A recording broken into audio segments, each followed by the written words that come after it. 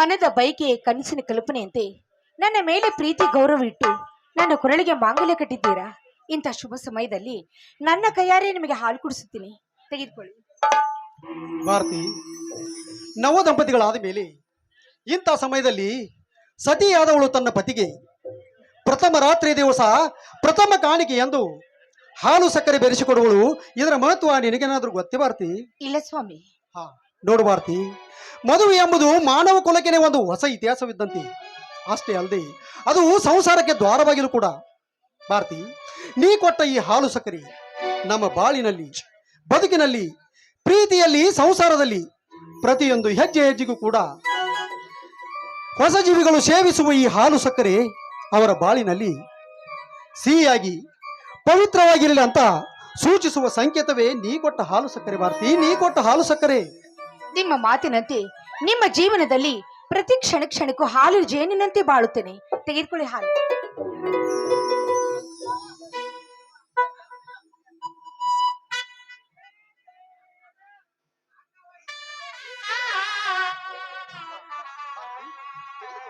ಇಲ್ಲ, ಅಡ್ಡಿ ಇಲ್ಲ, ನೀವೇ ಸಂಪೂರ್ಣವಾಗಿ ಕುಡಿಯಿರಿ.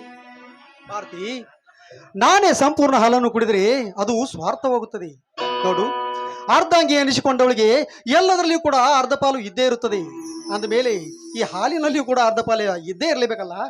ತೆಗೆದುಕೋ ಭಾರತಿ, ಕುಡಿ. ನಿಮ್ಮ ಮಾತಿಗೆ ಪ್ರತಿ ಉತ್ತರ ಆಡುವಷ್ಟು ಅಸಮರ್ಥಳು ನಾನಲ್ಲ, ಕೊಡಿ. ನಮ್ಮ ಜೀವನದಲ್ಲಿ ನಾವಿಬ್ಬರು ಹಾಲು ಜೇನಿನಂತೆ ಒಂದಾಗಬೇಕು. ಭಾರತಿ, ಇಂದೇಕೋ ನಿನ್ನ ಮಧುರ ಕಂಠದಿಂದ ವೀಣೆ ಹೊರ ನುಡಿತಿದೆಯಲ್ಲ, ಏನೆಂದು? ಬೇಗನೆ ಒಂದಾಗು ಎಂದು.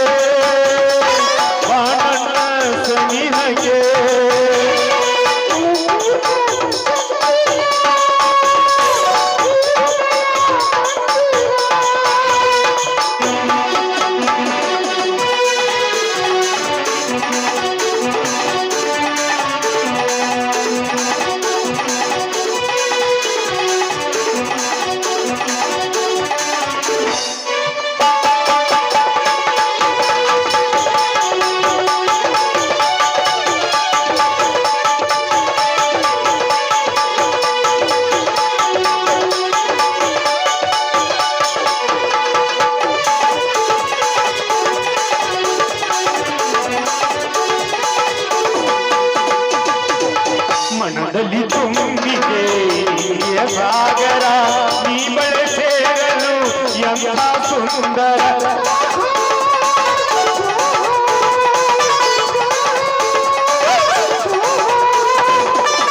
ಮನದಲ್ಲಿ ತುಂಬಿದೆ ಪ್ರೀತಿಯ ಸಾಗರ ನೀ ಜೊತೆ ಸೇರಲು ಎಂಥ ಸುಂದರ ಸ್ವಾಗತ ಬಯಸಿದೆ ಹೃದಯ ಮಂದಿರ ಸ್ವಾಗತ ಬಯಸಿದೆ ಹೃದಯ ಮಂದಿರ ಈ ನಮ್ಮ ಸಂಗಮ ಅನಿರಥ ಮಧುರ ಅನಿರಥ ಮಧುರ ಅನಿರಥ ಮಧುರ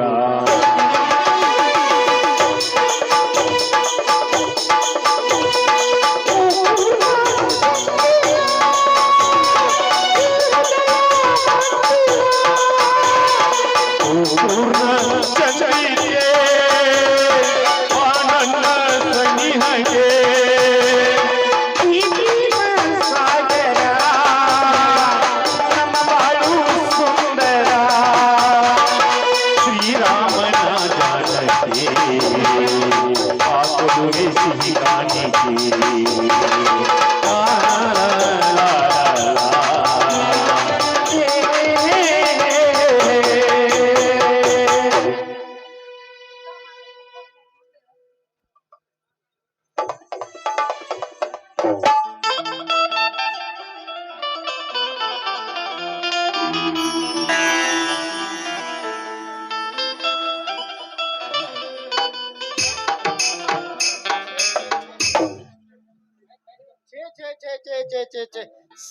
ಸಾಕಾಗಿ ಹೋಗಿದ್ರಿ ನಮಗ ಪೋಸ್ಟ್ಮಾನ್ ನೌಕರಿ ಅಲ್ರಿ ಎಲ್ಲಿ ಹೋದ್ರಿ ಬಿ ಸಮಾಧಾನ ಇಲ್ದಂಗ ಆಗಿದ್ ನೋಡ್ರಿ ಅಲ್ರಿ ಮನ್ಯಾಗ ಕುಂಡ್ರಬೇಕಂದ್ರೆ ನಾವು ಹೆಂಡತಿ ಕಾಟ ಆಫೀಸ್ಗೆ ಹೋಗ್ಬೇಕಂದ್ರೆ ನಾವು ಸಾಹೇಬ್ರ ಕಾಟ ನಾವು ಊರಾಗ ತಿರುಗಾಡ್ಬೇಕಂದ್ರೆ ಹೆಣ್ಮಕ್ಳ ಕಾಟ ನಮ್ಮದ ಪೆನ್ಷನ್ ಜಮಾ ಐತೇನ್ರಿ ನಮ್ಮದ ಗೃಹಲಕ್ಷ್ಮಿ ಜಮಾ ಐತೇನ್ರಿ ಅಲ್ರಿ ಮಾಡಬೇಕು ನೋಡ್ರಿ ಯಾಕಂದ್ರೆ ನಮ್ಮದು ಗೋರ್ಮೆಂಟ್ ನೌಕರಿ ಐತಿ ನೋಡ್ರಿ ಯಾಕಂದ್ರೆ ಈಗ ಗೋರ್ಮೆಂಟ್ ನೌಕರಿ ಇಲ್ದ ಹುಡುಗಿಯರ್ನ ಕೂಡ ಆಗ್ತಾ ಇರಲ್ರಿ ಹೆಂಗ ಬೇಕಂದ್ರೆ ಗೋರ್ಮೆಂಟ್ ನೌಕರಿ ಬೇಕ್ರಿ 10 ಎಕರೆ ಹೊಲ ಬೇಕ್ರಿ ಬಂಗ್ಲೆ ಬೇಕ್ರಿ ಮಾಡಬೇಕ್ರಿ ಗೋರ್ಮೆಂಟ್ ನೌಕರಿ ಈ ಸ್ಟೇಜ್ ಮ್ಯಾಗ ನಿಂತು ಒಂದು ಮಾತು ಹೇಳ್ತೇನೆ ನಿಮಗ್ರಿ ಈಗ ಹಿಂಗ ಒಂದು ಕಾಲ ಬರ್ತೈತ್ರಿ ರೈತರ ಮಕ್ಕಳಿಗೆ ನಂಬರ್ ಹಚ್ಚಿ ಹೆಣ್ಣು ಕೊಡಾಗಬೇಕ ಆ ಕಾಲ ಬರ್ತೈತಿ ಈಗ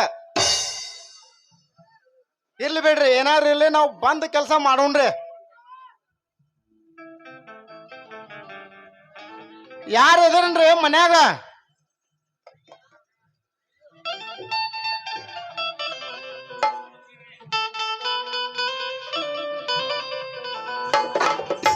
ಶಿವಪೂಜೆಯಲ್ಲಿ ಕರಡಿ ಬಿಟ್ಟಂತೆ ಮತ್ತಾರ ಬಂದ್ರಿ ಇವರು ರೀ ಮಿಸ್ಟರ್ ಯಾರಿ ನೀವು ನಾನು ಈ ಪೋಸ್ಟ್ ಮಾಡ್ರಿ ನಿಮ್ಮ ಹೆಸರಲ್ಲೇ ಒಂದು ಟೆಲಿಗ್ರಾಮ್ ಬಂದಿದೆ ತಗೊಳ್ಳಿ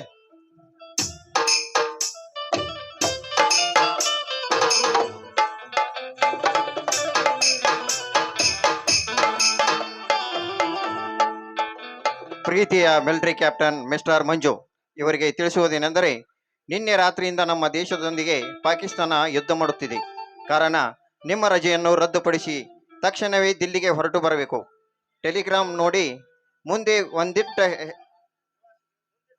ಒಂದಿಟ್ಟ ಹೆಜ್ಜೆ ಹಿಂದೆ ಇಟ್ಟರೆ ಅದು ದೇಶ ಸೇವೆಯಾಗಿ ಶ್ರಮವಾಗಿರಬೇಕು ನೀನು ಬರಲೇಬೇಕು ಮಿಸ್ಟರ್ ಇಂತಿ ಆಜ್ಞೆ ಕೊಟ್ಟವರು ಭಾರತೀಯ ಸೇನಾಧಿಕಾರಿ ನ್ಯೂ ದಿಲ್ಲಿ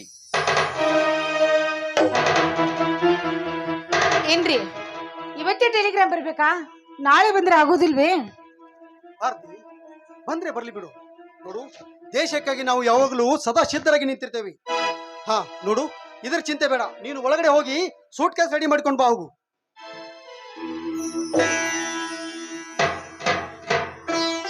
ಮಂಜು ಮಂಜು ಅರ್ಜೆಂಟ್ ಆಗಿ ಬರ್ಬೇಕೆಂದು ಡೆಲ್ಲಿಯಿಂದ ಟೆಲಿಗ್ರಾಮ್ ಬಂದಿದೆ ನಿನಗೂ ಬಂದಿದೆಯಾ? ಹೌದು ಸುಭಾಷ್ ನನಗೂ ಬಂದಿದೆ ಸರಿ, ಹಾಗಾದ್ರೆ ಬೇಗನೆ ತಯಾರಾಗು, ರೈಲಿಗೆ ಟೈಮ್ ಆಗಿದೆ. ಇಬ್ರು ಕುಡಿಯೇ ಒಟ್ಟಿಗೆ ಹೋಗೋಣ. ಬೇಡ, ಯಾಕೆಂದ್ರೆ ನಮ್ಮ ಮದುವೆ ಆಗಿ 4-5 ದಿನವಾಯ್ತು. ಇವತ್ತು ನಮ್ಮಿಬ್ಬರ ಪ್ರಥಮ ರಾತ್ರಿ, ಅದಕ್ಕಾಗಿ ಅವ್ರ ನಿನ್ ಜೊತೆಗೆ ಬರೋದಿಲ್ಲ. ಬೇಕಾದ್ರೆ ನಾಳೆ ಕರ್ಕೊಂಡೋಗು. ಅತ್ತಿಗೆ ಅರ್ಜೆಂಟ್ ಆಗಿ ಹೋಗಲೇಬೇಕು. ಈ ವಿಷಯ ನಿಮಗೆ ಅರ್ಥವಾಗ್ಲಾರ್ದು. ಕೇವಲ 4-5 ದಿನದಲ್ಲಿ ವಾಪಸ್ ಬರುತ್ತೇವೆ. ಬೇಡ ಸುಭಾಷ್, ದಯವಿಟ್ಟು ಅವ್ರಿಗೆ ಒತ್ತಾಯ ಮಾಡ್ಬೇಡ. ನಾನ್ ಮಾತು ಕೇಳ ಅವ್ರು ನಿನ್ ಜೊತೆಗೆ ಬರೋದಿಲ್ಲ. ಇಲ್ಲ ಅತ್ತಿಗೆ, ಹೋಗಲೇಬೇಕು. ಭಾರತಿ, ಅಂದ್ರೆ ನಿನ್ನ ಮಾತಿನ ಅರ್ಥ ನಾನು ಯುದ್ಧಕ್ಕೆ ಹೋಗಲೇಬಾರ್ದಂತನಾ? ಹೌದು ಸ್ವಾಮಿ, ನೀವು ಹೋಗ್ಲೇಬಾರ್ದು. ಭಾರತಿ, ಒಬ್ಬ ದೇಶ ಸೈನಿಕನ ಹೆಂಡತಿಯಾಗಿ ರಣರಂಗದಲ್ಲಿ ಯುದ್ಧಕ್ಕೆ ಹೊರಟು ನಿಂತ ಈ ನಿನ್ನ ಗಂಡನಿಗೆ ನೀ ಹೇಳುವ ಮಾತು ಮನೆಯಲ್ಲಿ ಹುಚ್ಚಿ, ನಿನ್ನ ಬಾಯಿಂದ ಇಂಥ ಮಾತು ಬರಬೇಕೆ? ನೋಡು ಭಾರತಿ, ನಮ್ಮ ದೇಶಕ್ಕಾಗಿ ಎಷ್ಟೋ ಜನ ಸೈನಿಕರು ತಮ್ಮ ಪ್ರಾಣವನ್ನೇ ಬಲಿಯಾಗಿ ಕೊಟ್ಟಿದ್ದಾರೆ. ಅಷ್ಟೇ ಅಲ್ಲದೆ ಬ್ರಿಟಿಷರನ್ನು ಹೊಡೆದೋಡಿಸಲು ಎಷ್ಟೋ ಜನ ಸೈನಿಕರು ತಮ್ಮ ಪ್ರಾಣವನ್ನೇ ಬಲಿಯಾಗಿ ಕೊಟ್ಟು ತಮ್ಮ ಅಭಿಮಾನವನ್ನು ಅವರಿಗೆ ತೋರಿಸಿಕೊಟ್ಟಿದ್ದಾರೆ. ಭಾರತಿ, ನಮ್ಮ ದೇಶಕ್ಕಾಗಿ ಹೋರಾಡುತ್ತಿರುವ ಪ್ರತಿಯೊಬ್ಬ ಸೈನಿಕನು ವೈರಿಗಳ ಪಡೆಗೆ ಗುಂಡೇಟಿಗೆ ಬಲಿಯಾಗಿ ತಮ್ಮ ರಕ್ತವನ್ನೇ ಈ ಭೂಮಿಗೆ ಚೆಲ್ಲಿದ್ದಾನೆ. ಅಂತ ರಕ್ತದಲ್ಲಿ ವೈರಿಗಳ ಪಾದ ಮಿಂದುತ್ತಿರುವಾಗ ಮತ್ತು ಸತ್ತ ಸೈನಿಕರ ಮನೆಯಲ್ಲಿ ಕಣ್ಣೀರು ಹರಿಸುತ್ತಿರುವಾಗ ನಾನು ಮಾಡಿಕೊಂಡ ಮಡದಿಯ ಮೋಹದ ತೋಳದ ತೆಕ್ಕೆಯಲ್ಲಿ ಈ ಮಂಚದ ಮೇಲೆ ಮಲಗಿಕೊಂಡರೆ ನನಗೆ ಅನ್ನ ನೀಡಿದ ಜನ್ಮಭೂಮಿ ಮೆತ್ತಬಹುದು ಭಾರತಿ, ಮೆತ್ತಬಹುದು. ಇಲ್ಲ ಭಾರತಿ, ಇಲ್ಲ. ಮರಣ ಕಂಜಿ ಹೇಡಿಯಾಗಿ ಮನೆಯಲ್ಲಿರುವುದು ಅದು ಷಂಡತನ. ಆದ್ರೆ ನನ್ನ ದೇಶಕ್ಕಾಗಿ ಹಗಲಿರುಳು ದುಡಿದು ನಮ್ಮ ದೇಶವನ್ನು ರಕ್ಷಣೆ ಮಾಡುವುದು ಅದು ಶೂರತನ ಭಾರತಿ, ಶೂರತನ. ನೋಡು ಭಾರತಿ, ಇಂಥ ಮಾತು ನಿನಗೆ ಅರ್ಥವಾಗಲಾರದು. ನೀನು ಒಳಗಡೆ ಹೋಗಿ ಸೂಟ್ ಕೇಸ್ ರೆಡಿ ಮಾಡಿಕೊಂಡು ಬಾ, ಹೋಗು ಅಷ್ಟೇ. ಸ್ವಾಮಿ, ಏನ್ ಹೇಳ್ತಾ ಇದ್ದೀರಾ ನೀವು? ಹೌದು ಭಾರತಿ, ಹೌದು. ಹುಟ್ಟುವುದು ಒಂದು ದಿನ, ಸಾಯುವುದು ಒಂದು ದಿನ. ಆದ್ರೆ ಹುಟ್ಟು ಸಾವಿನ ಮಧ್ಯೆ ಬಿಟ್ಟು ಹೋಗುವ ಹೆಸರು ಮಾತ್ರ ಬಹುದಿನ. ನೋಡು ಭಾರತಿ, ನನ್ನ ದೇಶಕ್ಕಾಗಿ ನನ್ನ ಪ್ರಾಣ ಹೋದ್ರೂ ಕೂಡ ಚಿಂತೆ ಇಲ್ಲ. ಆದ್ರೆ ಮುಂದಿಟ್ಟ ಹೆಜ್ಜೆ ಹಿಂದಿಡಲಾರೆ. ನನ್ನ ಜನ್ಮಭೂಮಿ ಹೆತ್ತ ತಾಯಿಗೆ ತಲುಪಿಸಲಾದವಳು. ಅಂತ ತಾಯಿಯನ್ನ ವೈರಿಗಳ ಪಡೆಗೆ ಒಪ್ಪಿಸುವುದು ಒಂದೇ, ಮತ್ತು ನನ್ನ ಹೆತ್ತ ತಾಯಿಯ ತಲೆ ಇಡುವುದು ಒಂದೇ. ನೋಡು ಭಾರತಿ, ನೀನು ಮೊದಲು ಹೋಗಿ ಸೂಟ್ ಕೇಸ್ ರೆಡಿ ಮಾಡಿಕೊಂಡು ಬಾ, ಹೋಗು. ನಿಜ ಮಂಜು, ಒಬ್ಬ ಸೈನಿಕನಾಗಿ ಮಾಡಬೇಕಾದ ಕರ್ತವ್ಯವನ್ನೇ ಮಾಡ್ತಾ ಇದ್ದೀರಾ. ನಿಮ್ಮ ಅಭಿಮಾನಕ್ಕೆ ನಾನು ಮಾನ್ಯತೆ ಕೊಡ್ತೀನಿ. ಹೌದು ಮಂಜು, ನೀನು ಹೇಳುವ ಮಾತು ಕೇವಲ ನಮ್ಮ ಸೈನಿಕರಿಗೆ ಮಾತ್ರ ಅಲ್ಲ, ದೇಶದ ಪ್ರತಿಯೊಬ್ಬ ಪ್ರಜೆಯು ಈ ರೀತಿಯ ಅಭಿಮಾನವನ್ನು ಹೊಂದಿದ್ದರೆ ಆಗ ಮಾತ್ರ ನಮ್ಮ ದೇಶದ ಕೀರ್ತಿ ಉಳಿಯುತ್ತದೆ ಮತ್ತು ಬೆಳೆಯುತ್ತದೆ. ಸುಭಾಷ್, ನಿನ್ನ ಮಾತು ಸತ್ಯ. ನಾನು ಸಿದ್ಧನಾಗಿ ಬರುತ್ತೇನೆ, ತಡೆ.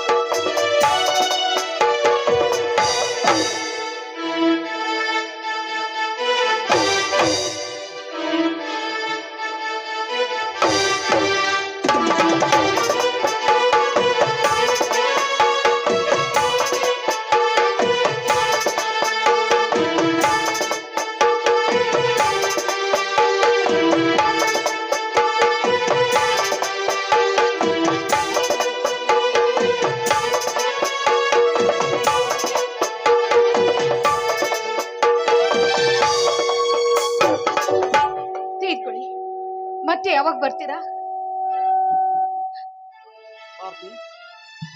ಇವತ್ತು ಯುದ್ಧದಲ್ಲಿ ನಮ್ಮ ದೇಶ ಗೆದ್ದೆ ಗೆಲ್ಲುತ್ತದೆ. ನಾವು ಮರಳಿ ಮತ್ತೆ ಬಂದು ಬರುತ್ತೇವೆ. ನೋಡು, ಬರ್ಲಿಕ್ಕೆ ಬಹಳಷ್ಟು ಅಂದ್ರೆ ಒಂದು 7-8 ದಿನಗಳು ಆಗ್ಬೋದಷ್ಟೇ. ಬಾ ಮಂಜು, ಹೋಗೋಣ. ಭಾರತಿ, ನಾನಿನ್ನು ಹೋಗುತ್ತೇನೆ. ಭಾರತಿ, ಇಲ್ಲ, ಹೋಗ್ತೀನಿ ಅಂತ ಹೇಳ್ಬಾರ್ದು, ಹೋಗಿ ಬರ್ತೀನಿ ಅಂತ ಹೇಳಿ. ಆಯ್ತು ಭಾರತಿ, ನಾನಿನ್ನು ಹೋಗಿ ಬರುತ್ತೇನೆ. ಆಯ್ತು, ಆದಷ್ಟು ಬೇಗನೆ ಬನ್ನಿ, ಕೂತ್ಕೊಳ್ಳಿ.